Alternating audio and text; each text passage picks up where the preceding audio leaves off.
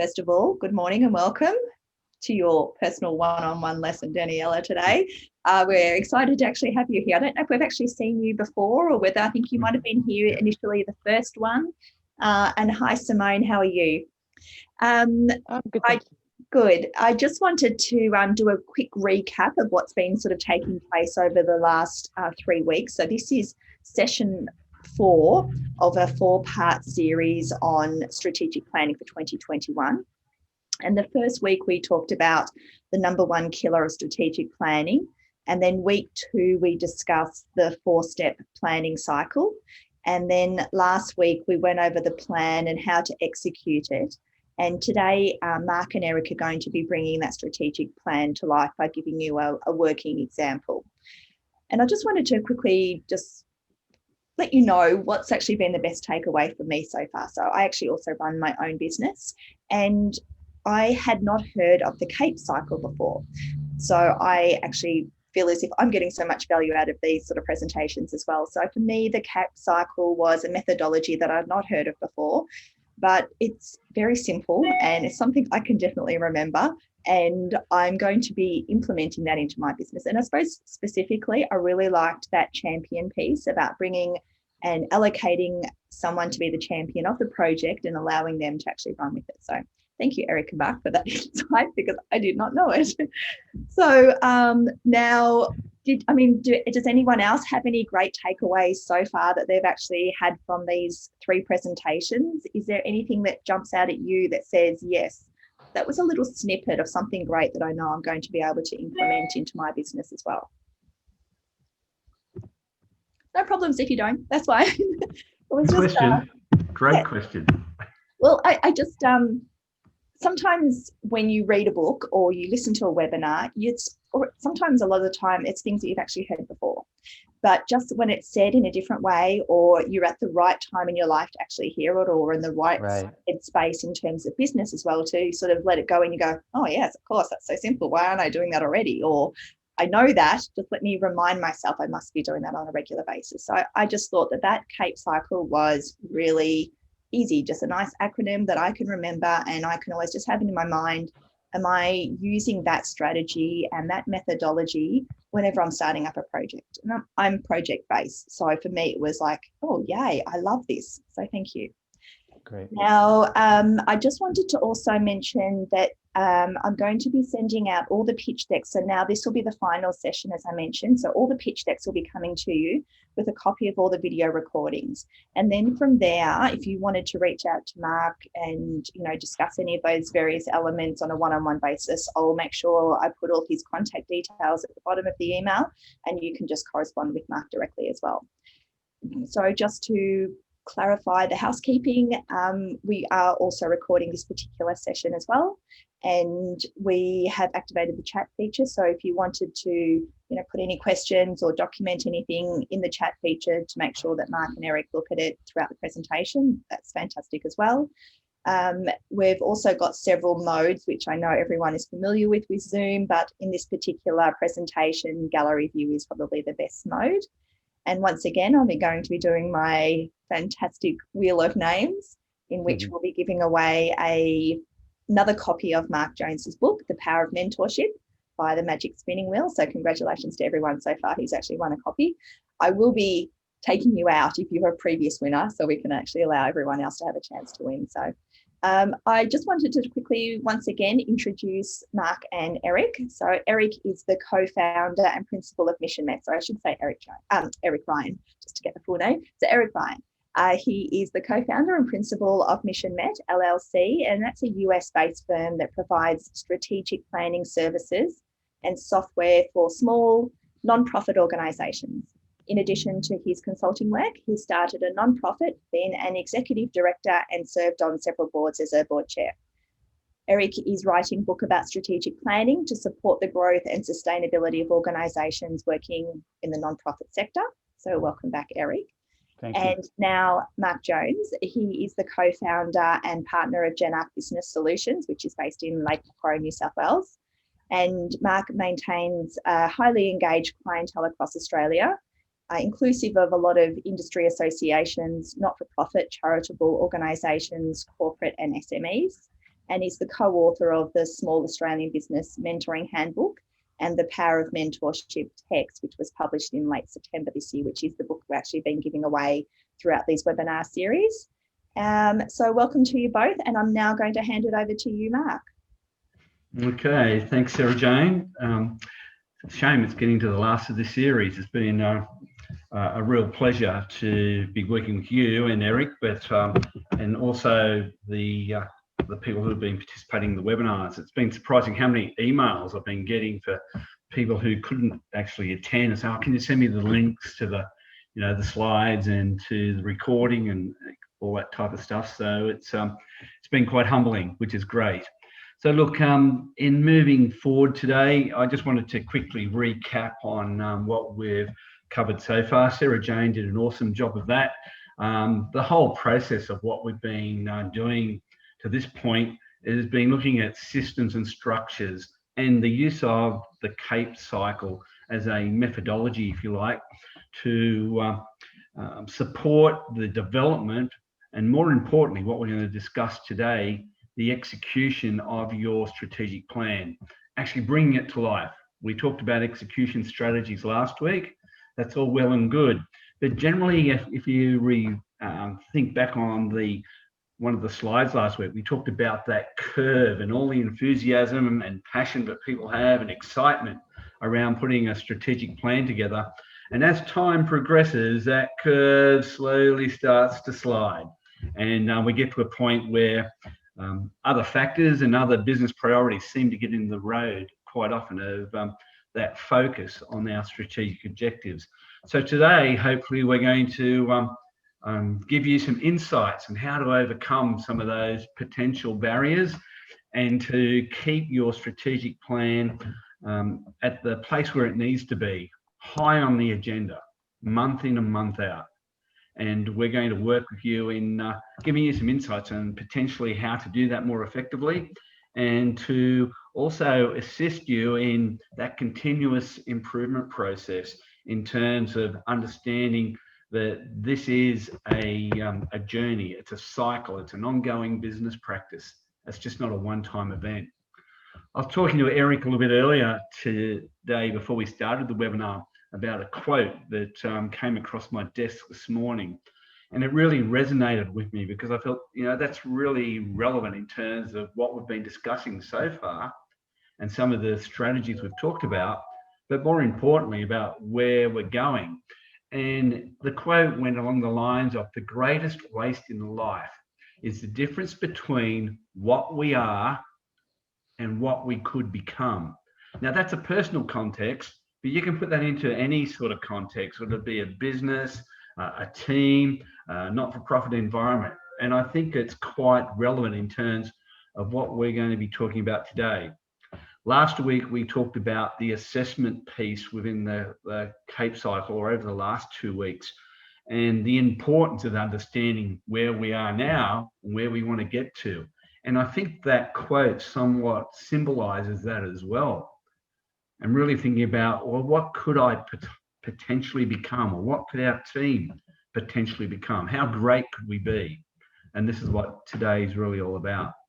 So let's get cracking, see how we go.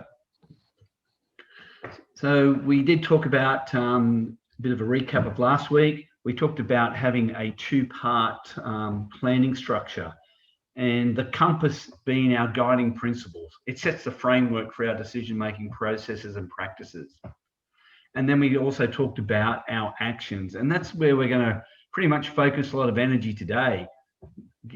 Understanding what our focus goals are and what our strategic objectives are, and then building action strategies around them. And we're going to somewhat do a bit of a live demo of that. So I'm going to ask you all to put your thinking caps on. Hopefully by now, if you've been with us for a few weeks, you're starting to think a bit more strategically about 2021. And I'd like someone to come forward with one of their strategic goals for next year.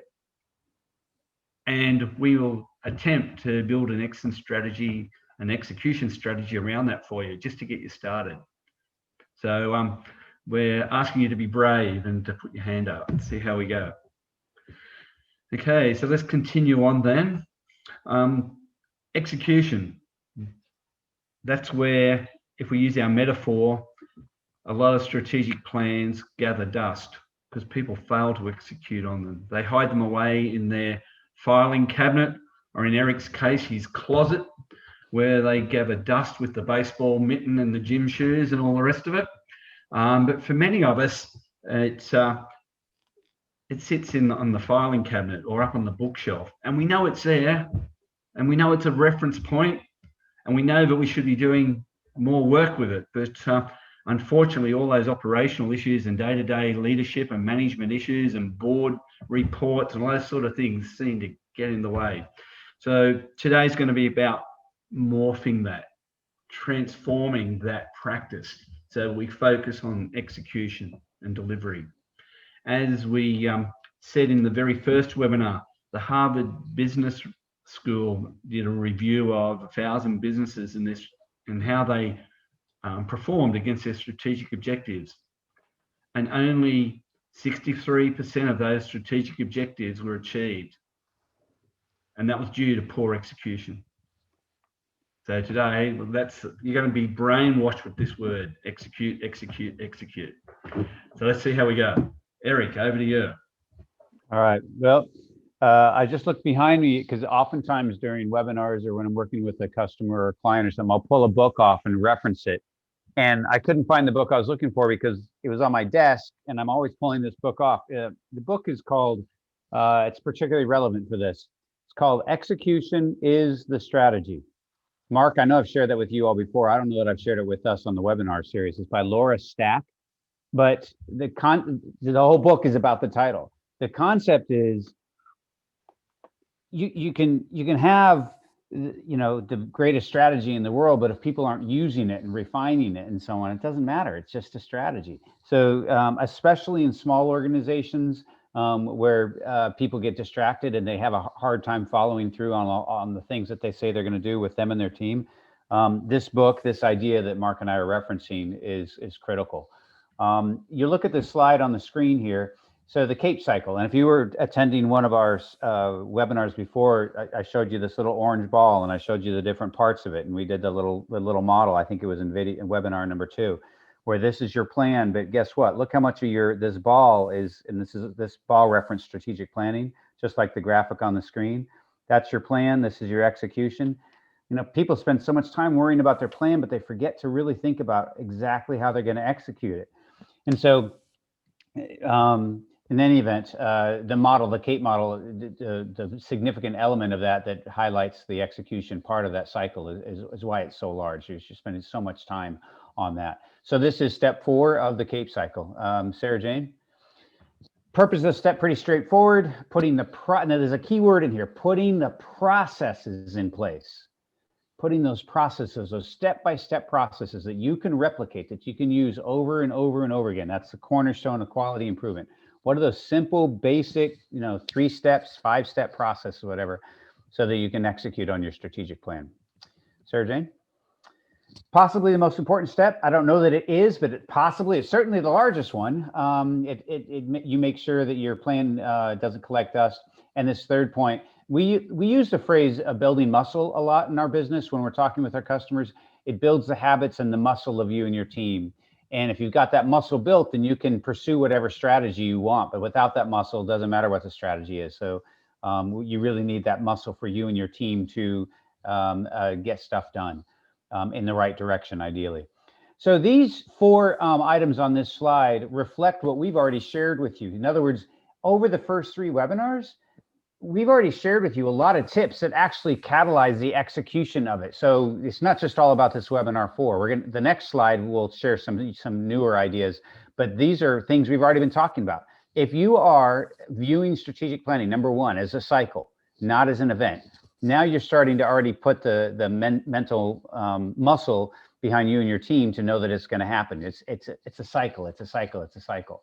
Number 2, you've done an assessment that engages your team members. In other words, you didn't just come up and say, hey, I think this is what we should do. You asked everybody. You did some assessment. Mark and I shared some tools and ideas and resources along those lines. So now you're getting buy-in, which is going to help people execute on it. The third piece, if you've got an overall champion that knows that it's his or her role and responsibility, or a co-champion, maybe there's 2 people working together, then they are going to ensure that the whole piece is executed upon. And the fourth item there, if the plan is well structured, if it's simple, if you've got well-written goals, if you have accountability built in where people know their roles, that's going to help to execute it. So these four on this slide, these are four. So if you wanted to create a checklist, these are four cornerstone checks you'd want to make on your list. Are we doing these four things to help to execute it? But there's a few more tactical things too that we want to share, and that's what we're going to be getting into here on this slide here. So the first one is keeping things simple. One of my strategic planning heroes is a guy by the name of James Holland. And I read an article from him many years ago, and I wrote an article in follow-up to that about his approach. He was a board member of a $10 million membership organization. And he said this group, they're awesome. Everybody loves them. Their members think that they're the greatest and so on. And they had a strategic plan. You know how many pages it was? It was one. It was a one-page strategic plan for a $10 million organization. And it basically said on the front page, here are the three things we're going to do over the course of the next year that's going to lead us in the direction of our vision. And then you flip the page over and it says, and if we do all those things on the first page, here are two more things we're going to pursue. It was brilliant. And he said, this is an organization that was just, it's, $10 million, hundreds and hundreds of members, and they were extremely successful at what they did. So simplicity allows you as leaders to be able to act upon it and be able to communicate to your team. So it's very easy to make a plan super complex. It's hard to make it simple and focused. I think it was, gosh, I'm drawing a blank right now. The quote is, simplicity is the ultimate in sophistication. Simplicity is the ultimate in sophistication. And so you probably know that. And I think that came by one of the Renaissance scientists, and then was the guy that founded Apple, Steve Jobs stole it and said, hey, or borrowed it or whatever, said this is how we're going to do Apple. Simplicity is the ultimate in sophistication. So it's hard to do, but super powerful. Sarah Jane, making it fun. So a lot of people moan and groan when they talk about strategic planning, but if you can, on those, if you have whatever calendar of check-ins you have and your planning process and everything, if you can make it light for people and help them understand that you're building a muscle around getting it done, as opposed to, hey, we didn't get the goal done. Strategic planning can become onerous if you're always looking at those key performance indicators and measuring and hitting people over the head. Well, we aren't hitting our goals. It becomes a drag and people don't want to do it. But if you're building people up around, we're building this process, you're bringing food to the meetings, you're celebrating the successes. Over time, when you have that muscle and people are attracted to it because it's a fun process, then you can start to raise more and more of your expectations around the results and getting the impact that you want, especially on the front end when you're trying to launch this new type of approach to strategic planning with your team. So make it engaging and fun is another way to help people execute on it. This next item here is Mark and I have spent a lot of time with you talking about goals. We haven't spent a lot of time talking about how to break that down. It's sort of like, how do you walk a mile one step at a time? That's the same thing with goals. You break it down into chunks, attack those chunks one at a time, and over time you'll be able to execute. And so that's a way you'll be able to execute on the goal. So it's simple project management at that point, just breaking that down into its parts. Technology. So as you may know by now, and my company, Mission Met, we created strategic planning software for small organizations that Mark is using with his clients in Australia. And I'm a convert to this concept. When I hired the development team in 2015 to create the software, I knew that it would help our customers do the planning better. But I honestly, I swear, I didn't really know exactly what I was getting into. I knew that it would help. And what I've seen over the last several years, whether it's software or using other technology tools, when you integrate simple, practical technology into the process, people are drawn to it. It makes it more special, like, hey, we're using a special tool or we're using this process technologically to make the strategic planning happen. And you can save yourself a heck of a lot of time. In our software, for example, people get reminders and then they can follow through on that and it's communicated easily. So whatever the technology tool is that you happen to use, leverage that to make this work better for you. And that doesn't mean 75 things that we're measuring. It means communicating and keeping some simple ways of measuring what you want to help you all execute on it. So 2 more things here.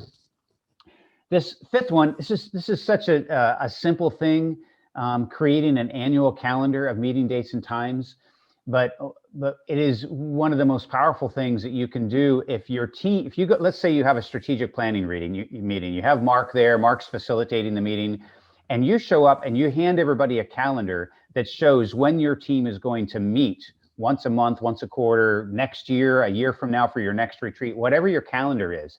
It gives everybody on your team just a ton of confidence that, hey, you know, this guy or this gal, they're serious about this. Like, we're actually going to implement this. We're going to follow through. Everybody get it on your calendars. A colleague of mine, Kyle Sexton, who I do some strategic planning work, coined this phrase, but I just love it. He says, get the plan off the shelf and onto your calendar. Get the plan off your shelf and onto your calendar. And if it's calendared, it's like everything else in your life. Like, if it's not on the calendar, it might not happen. So get meeting times where you're going to measure, track, and execute on your plan onto your calendar, and you'll have some new muscle to support everybody with. And the last item here, and I'm going to hand it over to you, Mark, to have some comments on all of this. This measure and discuss progress at least monthly.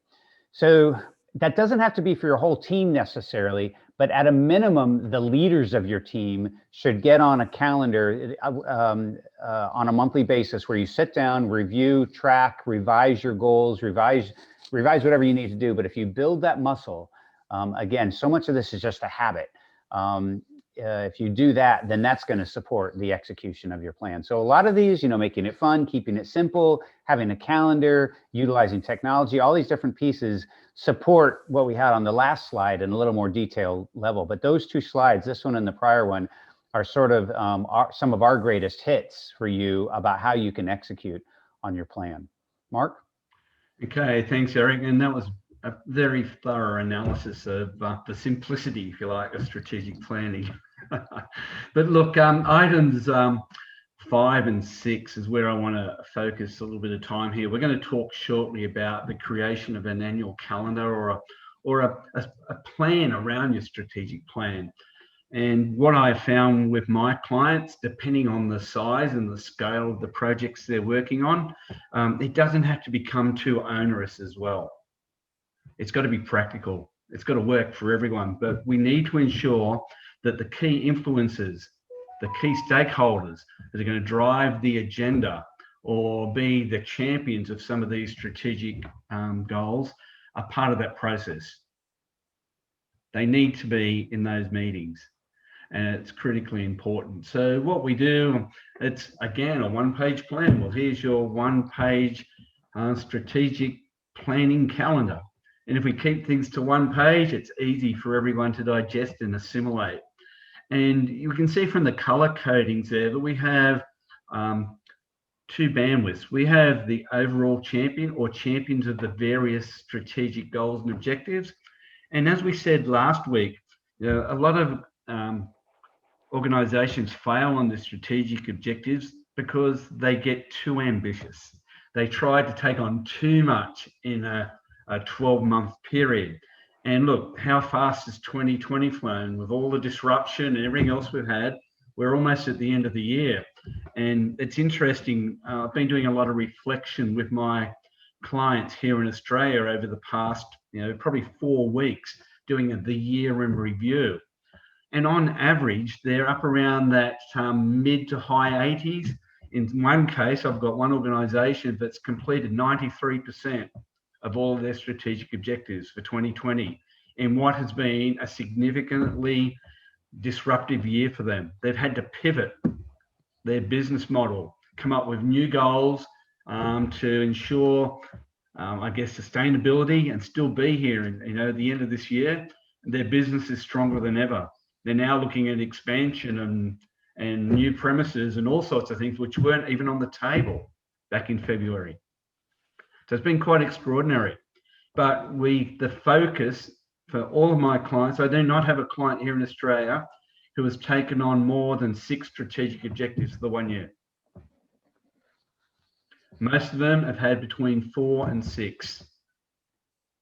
But you say, oh, that's not a lot of progress or outcomes, or in terms of productivity. But these have been, in most cases, significant strategic objectives. Some of them may have a series of 8 or 10 action items that had to be completed over the course of the year with each of those strategic objectives. So all of a sudden, your 6 may become 60 or 70 specific action items or tasks that needed to be completed to ensure the realization of those strategic goals. Some cases it was more than that. So it's important that we have those champions involved in all of those meetings, and where it's required, and it comes back to my early comments in the first session, that people will support what they themselves create. So therefore, we need to ensure that our staff and our frontline employees are involved in the process. And we need to keep them informed as we're going through our journey over the 12 months of the progress. We need to engage with them to get feedback. Is this working for you guys? This is what you thought was going to happen based on your input at the beginning of the year. What's not working for you? What do we need to change to enable even a better result of performance? And these are the types of questioning techniques, the facilitated process that sits behind a strategic planning model, an effective one. We need to be continually asking questions of ourselves and the people around us. And that's where the peer accountability comes in. And once you've got peer accountability and people talking about your strategic objectives, it's easy to keep them on the agenda.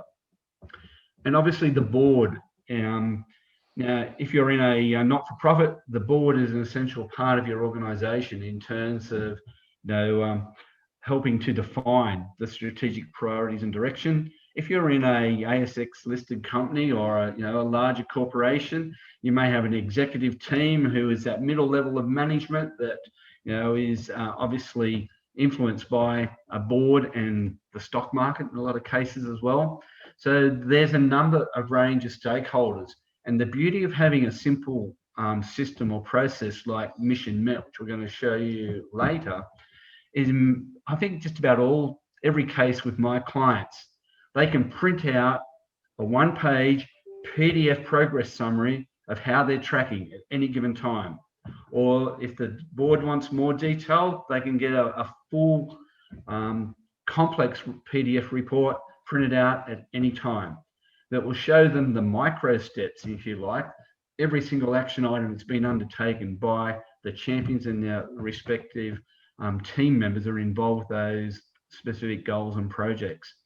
So having an appropriate system, having a calendar that isn't too onerous as well. I like to say generally once a month and just a couple of hours if we're really strategically focused. We don't need any more time than that in terms of doing our monthly reviews. I think the longest one I do with any client is typically about a 4-hour session once a month. And we might do a quarterly review, which could be, or a half-yearly review, which could be a full day. But you don't have to make it onerous.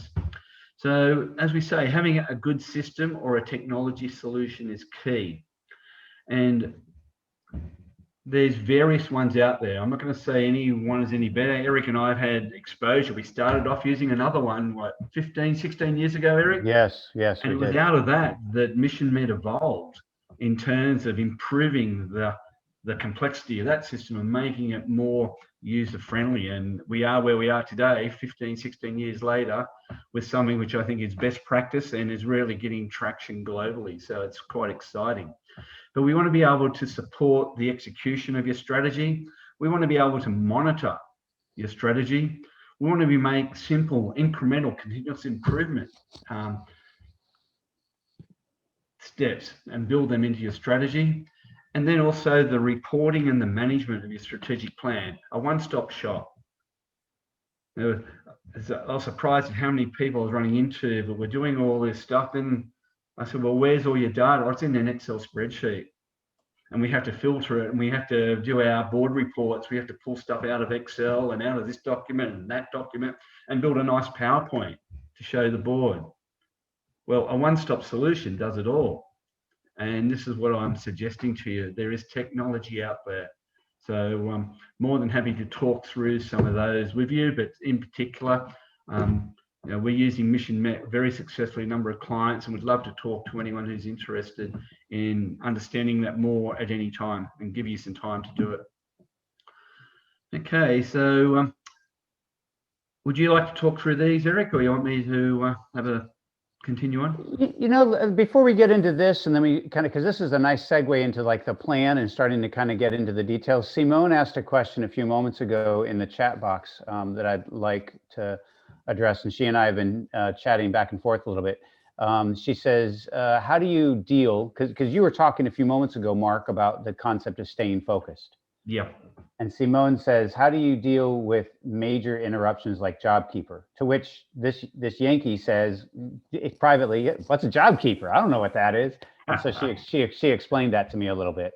Yeah. And the reality, the science of, and Mark, maybe I'm curious how you'd respond to this, and other people probably have some insights. And so if you have a good example, or anyone else has some good examples of how you could help, all of us, we all have to deal with these sorts of things. If you have some good tips you could share, then feel free to share them here in a moment.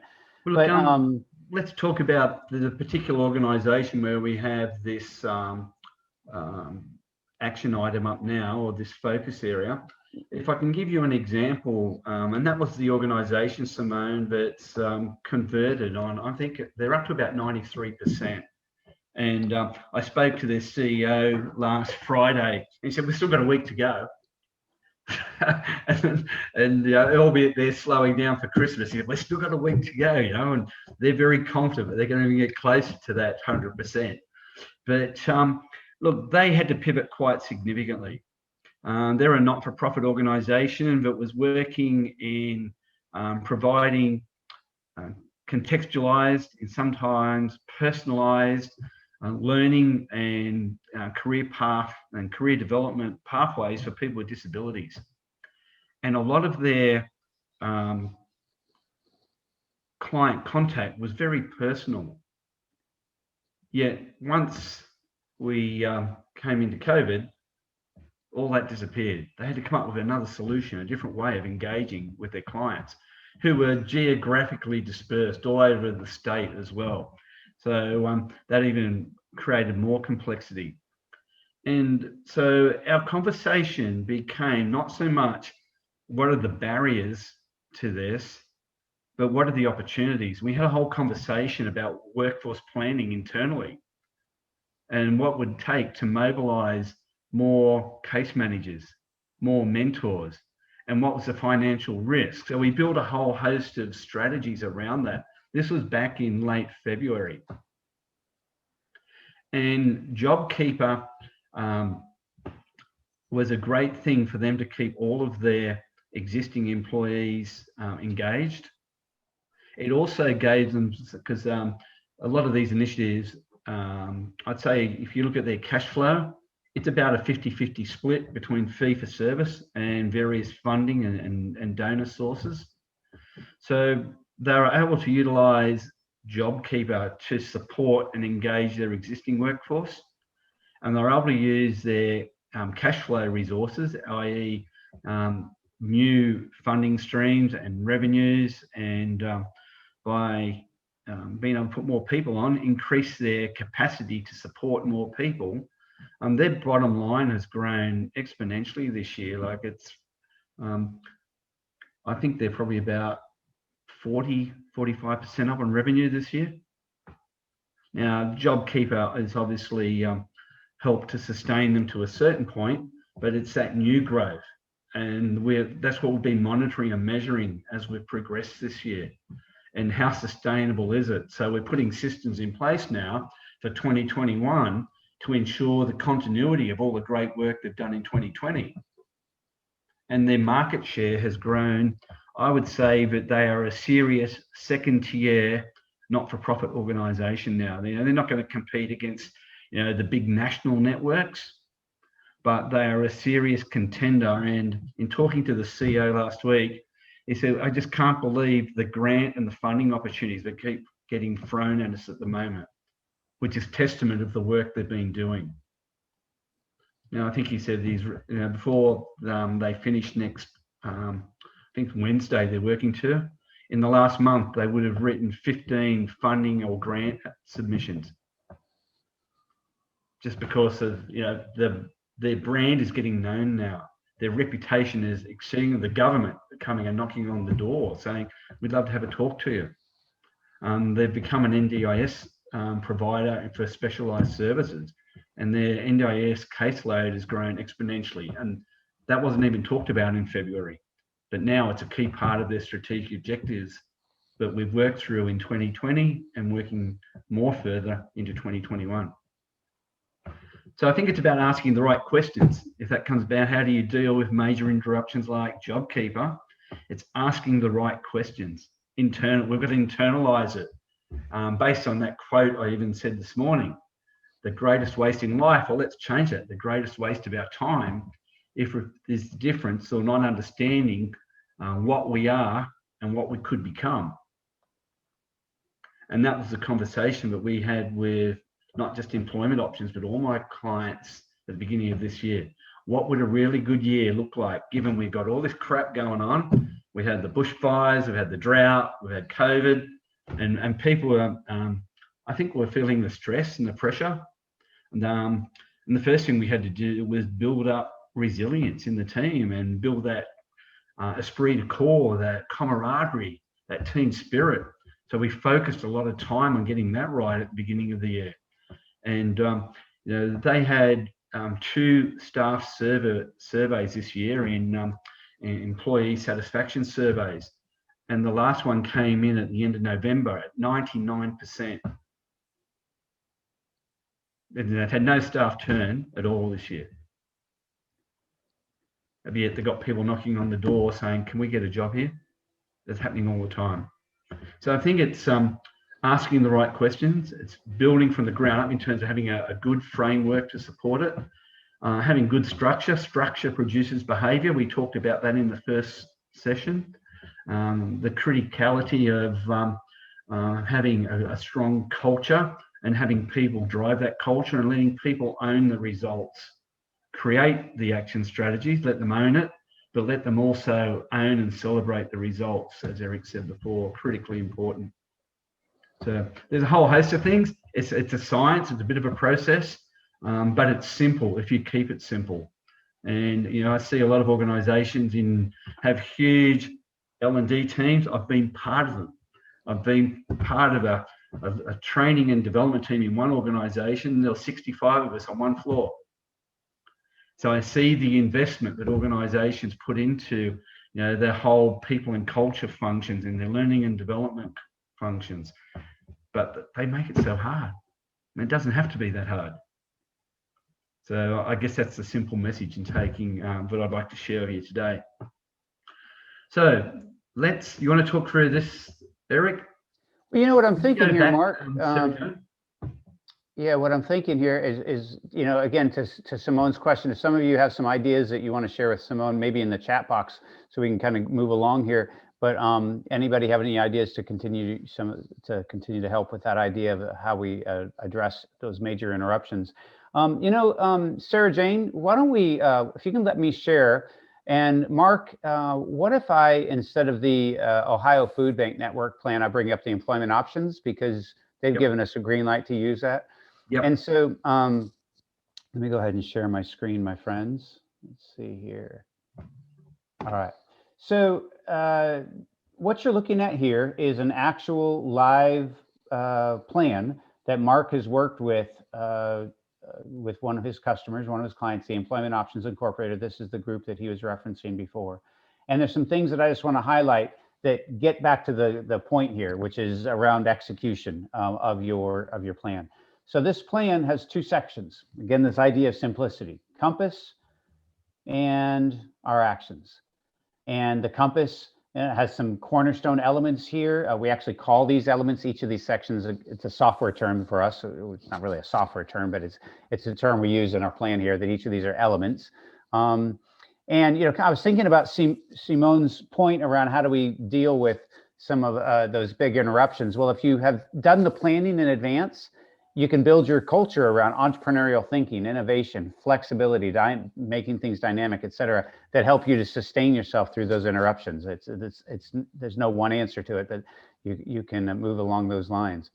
And then moving down here into the action section. So if the compass, hope I'm not making you too dizzy scrolling all over the place. If the compass is what gives you ongoing direction, relatively static, ongoing direction, relatively unchanging, then the actions is the stuff you do, the goals that take you in the direction of your compass.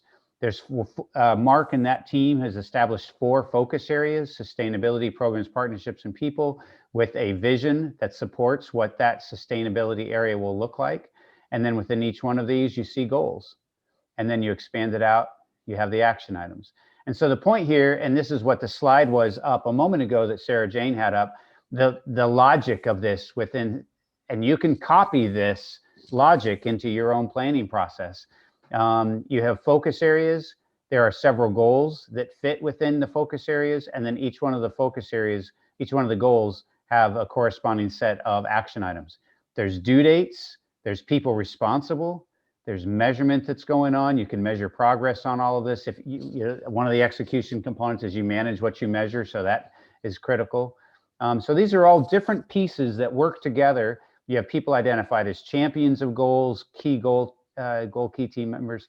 All of these pieces work together to help you and your team execute on it. And this is our software system, so we've got it all dialed in for you to use too.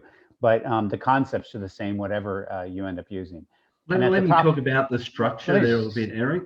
One more thing I just want to say, and at the top of the plan, the overall plan champions are even listed. So all these little pieces go together to support the concept of execution. So Mark? Yeah, so look, pretty much that's where I was going to go in terms of our structure of this plan. We do have 2 goal champions. One is Joe Stoltz, who's a departmental manager there. And we also have Michelle Brahm, who's the CEO. So they oversee the day-to-day operational management of the strategic plan. However, we have 5 other goal champions. Even though there's 4 goals, we have 5 goal champions. And when we get down to the task management and the action items under each of those goals, there's 60 people in that organization have touch points. At some point in time or another in the timeline of the last 12 months, there's been 60 people who have contributed to the successful completion, like I said, of 93% of their objectives. So it's not just 1 or 2 people doing all the work. This has been a team effort. And so how do we manage that? So I have a 30-minute one-on-one Zoom call with each of those 5 goal champions each month. I have a 4-hour session with the 2 overall champions and the 5 others and 1 or 2 of the board members every month.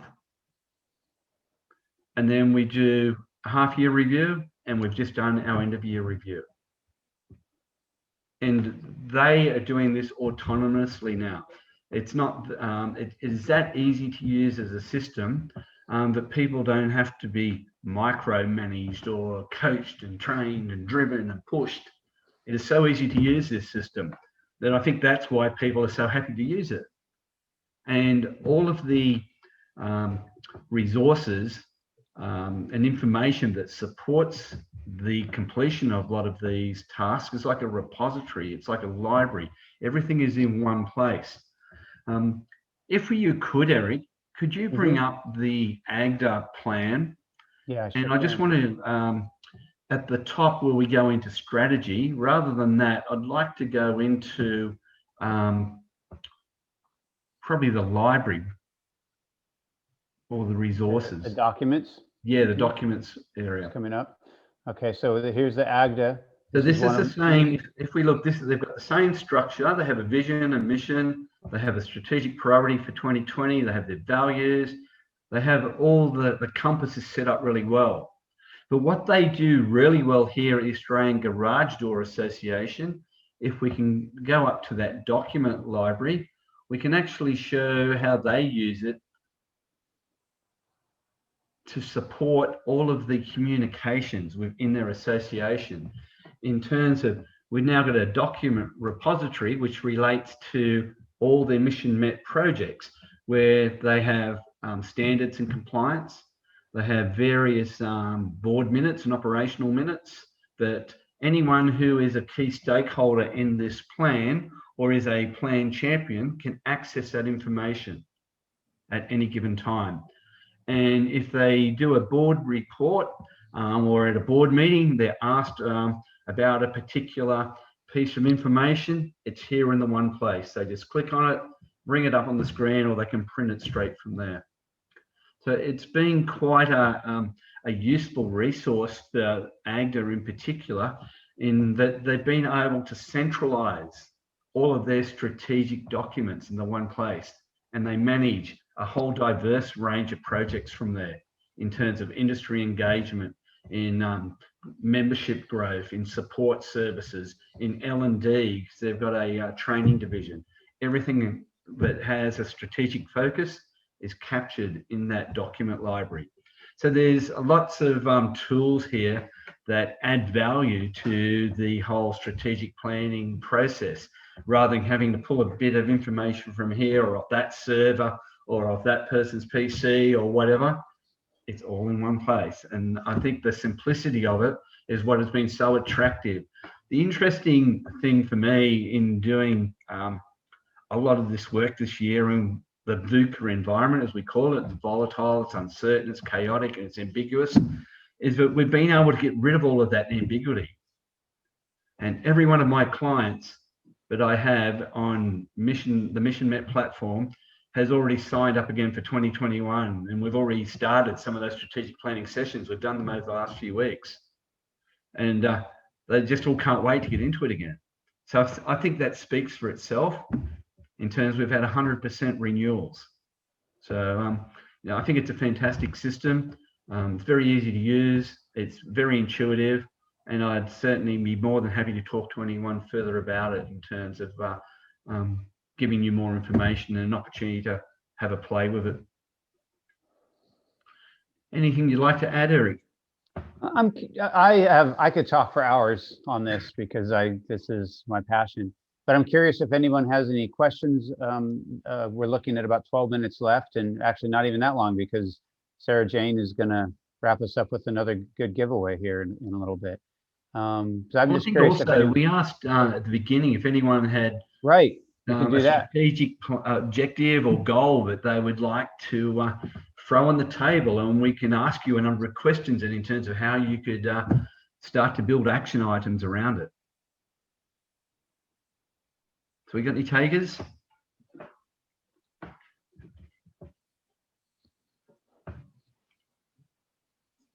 I think everyone's gone a bit shy.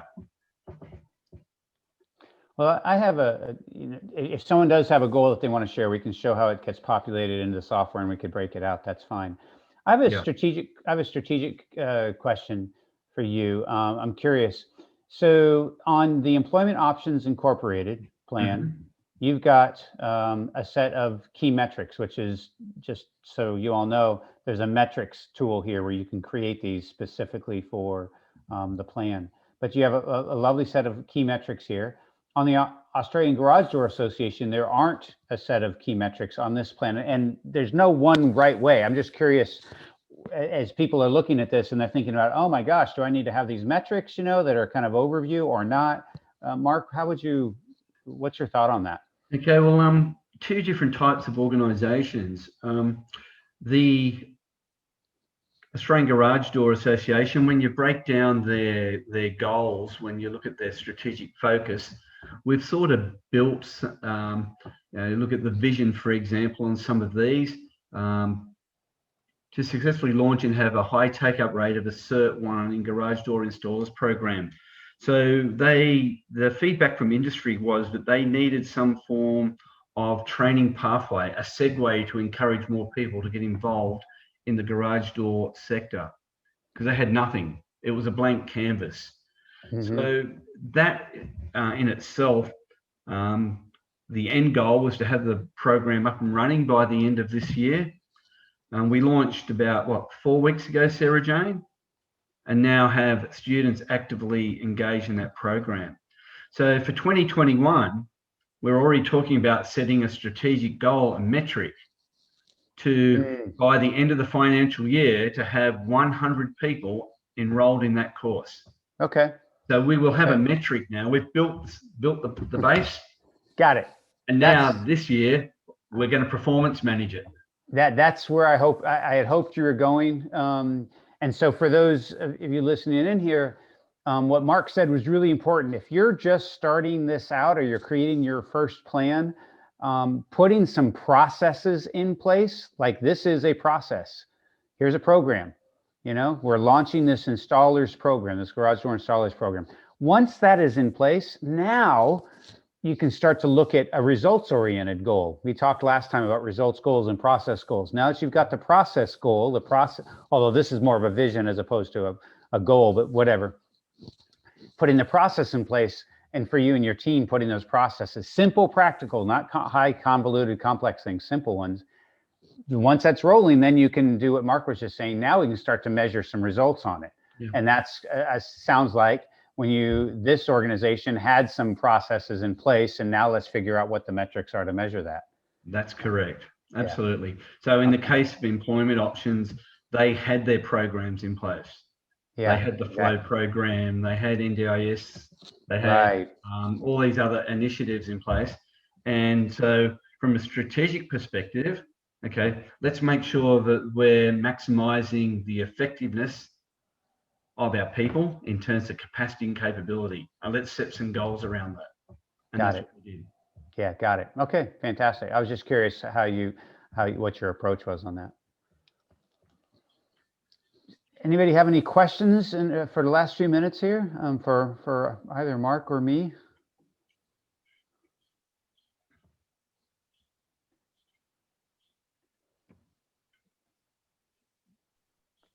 Quick question in relation to this. Obviously, this is a really good tool for strategizing and managing. Can you overdo it? Like I'm looking at tools that I use at the moment, and just adding in emails and adding in lots of that. That library could become quite convoluted. What's your advice on managing your data library? Okay, so in terms of the AGDA example that we shared there before, we created, I think it's about 8 key areas, like in terms of types of documents. But if we want to open that up, Eric, that might be good. Yeah, thanks. So we broke it down into a number of areas built around our goals. So we had 4 key strategic objectives, but that was broken down into, there's a whole host of other areas. So if you talk about organizational governance, for example, there's a couple of contracts in there. Service agreements. It wasn't too much to do with the hierarchy of the association. Marketing. So there's been a lot of stuff going on with marketing and building the brand. You can see there's 16 documents in there. So where we capture the emails and all those sorts of day-to-day things that you're talking about, Simone, there is a provision within the Mission Met platform to capture all those communications. And there is a function at the bottom. So if you're a project or a goal champion, for example, and anyone that needs to know that information, you just tick a little button, like click the box, and that email will be sent automatically to those people. You don't have to go back into Outlook and copy and paste and send it. You can do it all from Mission Met. That's nice. So you can manage the communication flow quite easily.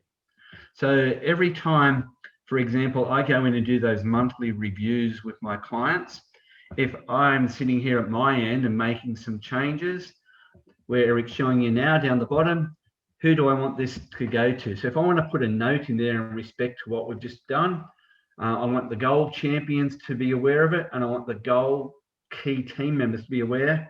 I can click either or both. And that information, those notes go to those people.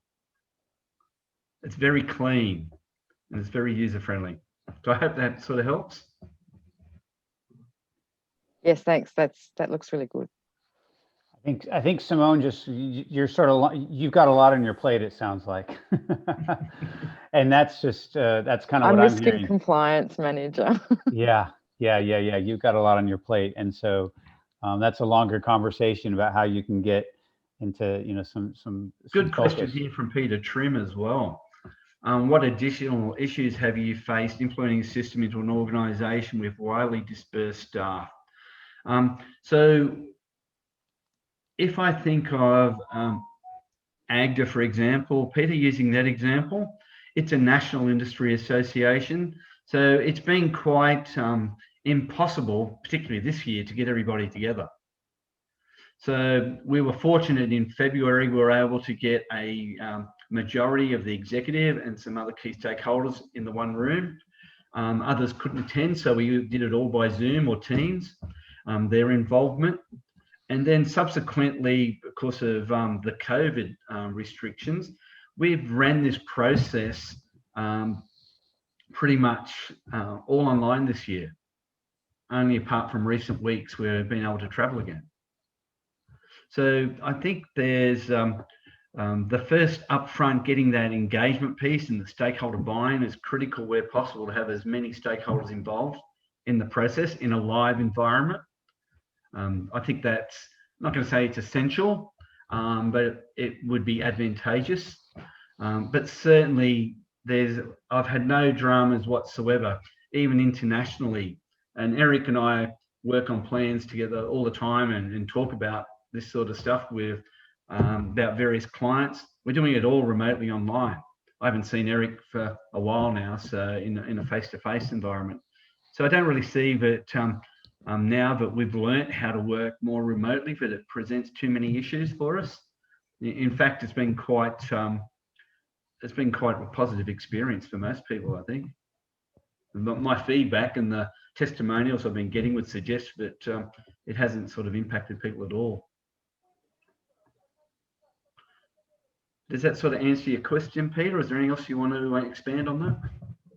No, that's great. I think that kind of answers what I was thinking. We're working with staff in at least 4 countries at the moment. We're in South Africa, in Indonesia, and in Fiji, and probably going to expand that, have more, especially lower level staff offshore rather than onshore. Yeah. A lot of our administrative teams will be spread around the globe. So it's creating some interesting thought processes on how we manage that and manage staff generally in that sort of environment. Yeah, look, AGDA's got executive members over in New Zealand, and they've participated in this and contributed to a lot of our Zoom meetings very productively. So I think it's probably, in today's climate, it's more the accepted norm than not. I think the whole paradigm of work and the way we work is pretty much going to be changed forever. So, and people, generally speaking, as much as it's got pros and cons, I think people are accepting that that's the way that the future is going to be. I'll just say one last thing, and you know, Pete, this particular platform that we've been referencing, everyone in your company could actually have a link to the plan, even if they're not technically on the team that, you know, like the team that's working on it, but everyone could get access to it. And at any one time, that company-wide strategic plan, people across the globe can see it as a cloud-based platform. So, you know, if you want to keep everybody sort of on the same page about strategically where the organization is going, you could use this as the cornerstone of that. And it's always going to be up to date. Even though they may not be on the team itself, it's in their names aren't a goal, but they can see the actual work itself. So it's a great way of promoting transparency.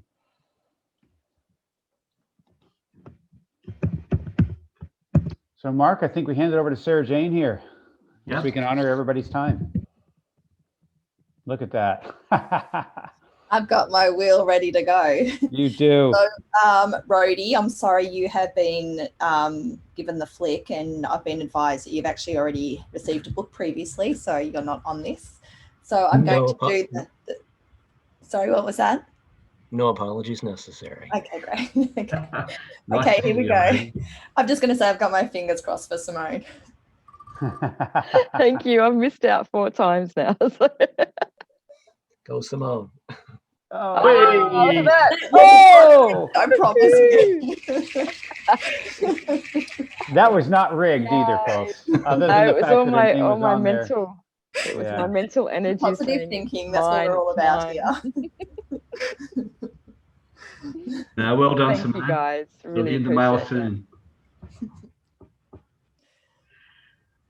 So look, in wrapping things up then, I'd like to thank everyone for their commitment and attendance at these webinars. I know it's been a time issue for a lot of people. We've probably had well over 100 people register.